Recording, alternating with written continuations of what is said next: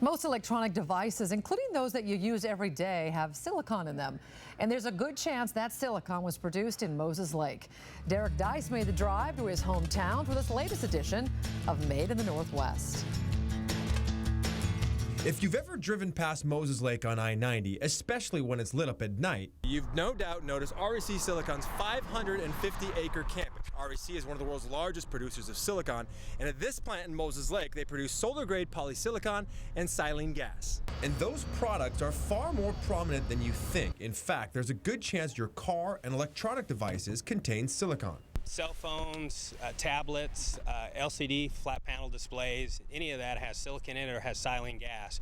Probably 80% of that has some type of REC material in it. This plant is dedicated to providing silicon to the solar industry for things like solar panels. That means REC uses a ton of power, but gives back about 100 times that amount. We consume about 38 megawatts of power a year in this plant, but we give back about 3 gigawatts of solar power is produced, and then that runs for 25 years. It's a complicated process, but basically REC takes metallurgical grade sand, special black sand, and we turn it into a purest form of silane gas, and then we turn that back into a solid. Today, with a new expansion and more efficient technology, REC's 2 towers produce well over 20,000 metric tons of silane gas through a complicated process of hydrogenation and distillation. So we were able to scale up almost 10 times for this new expansion. The gas is shipped in these tube trailers. A 40-footer would give an LCD fabricator enough silane gas to last a month or two. REC's polysilicon is produced 2 ways.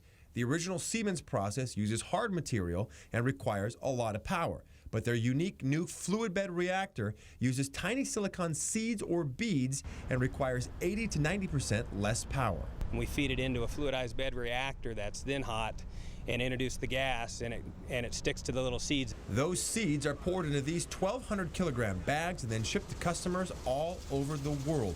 The fluid bed process allows REC to produce far more product annually. The original plant was about 3,000 metric tons of production. The new plant does over 17,000. But REC is not without its challenges. It sells most of its polysilicon to China.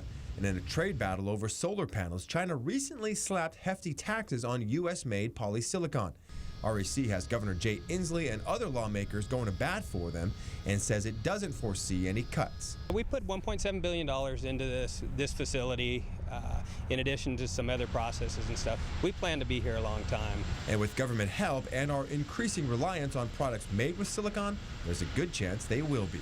From Made in the Northwest, I'm Deis, KXOI 4 News.